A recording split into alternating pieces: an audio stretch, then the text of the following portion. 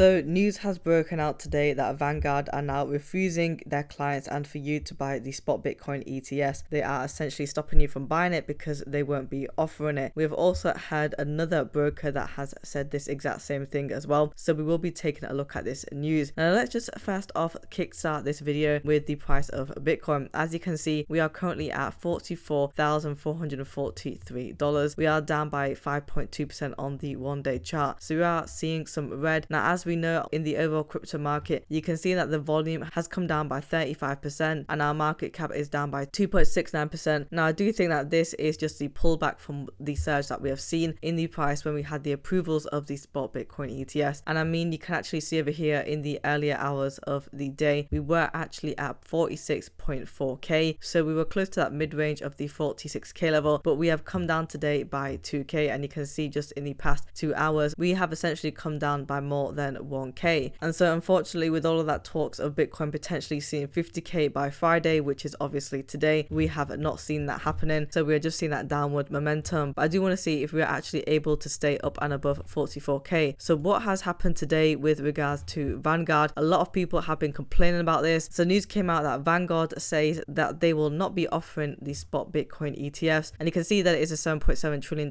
asset manager. And so it would make sense for Vanguard to offer it. And so a lot of people were actually asking why, what is the reason as to why they won't be offering it, considering the fact that we have seen the big players like Grayscale and BlackRock and Fidelity offering it, and it would only make sense in order to be within the competition. Now it says over here a statement that it has no intent to offer a spot Bitcoin ETF or any other crypto related assets, and the firm also called the investment case for digital assets weak. Now I'm not quite sure about you, but a lot of people have been put off from Vanguard in general. So what they have decided to do is they are now leaving Vanguard and they're deciding to go to other brokers, and so it is going to be costing Vanguard a lot of money because people will now be switching. Quite a few people have said that they will be closing their account, and you know, this could actually be a big mistake for them. And not only Vanguard have actually said this, but we also have another broker that have come out with this statement. You can see over here Merrill Lynch, which is owned by the Bank of America, is also not allowing customers to buy the spot Bitcoin ETFs. So we have two big players here that are not allowing it for trading, and there have been a few other reasons saying that the reason as to why they are not allowing it is because it is too risky of an investment. As customers of your brokerage, we want to be able to have the choice and ability to put our money where it actually is, and the fact that they are not offering these products, it only means that they're going to move elsewhere, and maybe some customers might go back to them in the future, but you very rarely will see that. I mean, we do actually have Neil Jacobs over here saying that he has a retirement account with Vanguard, and he actually called them and they said that they will not be offering any of the Bitcoin ETFs, and he's currently working on transferring assets out of there, and then he will be closing his Vanguard account. So I believe that this will only have a ripple effect, and it's not good, right? Because now they are in the spotlight. And now I actually just want to show you this interview with Gary Gensler. Unfortunately, he's come out with this nonsense only one day after the spot Bitcoin ETFs are now live for trading. Let's have a look at what he says.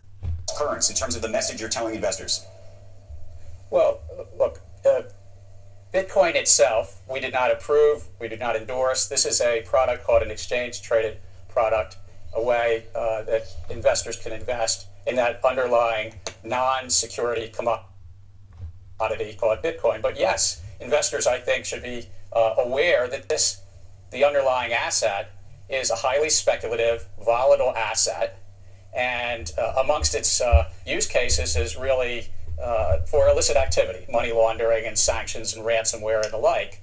And I know that you've asked other people over the last few days, is it being used as a store of value? So again, as you can see, he just won't give up. Honestly, Bitcoin is here to stay, whether he likes it or not, whether he thinks it is involved in money laundering. And at this rate, he does need to keep his biased opinions to himself, because it is harming the financial markets, and he shouldn't be speaking just based on his opinions. He should be speaking on behalf of the SEC and what they have done actionably, which is now they have approved it, so we should all be moving on. And I don't know how he's still able to get away with saying this. You would think that he would have changed his opinion now, or at least have been neutral, but he is still stuck in his same ways, unfortunately, and it is actually very frustrating to see. Now I just want to show you what Larry Fink has said with regards to tokenization.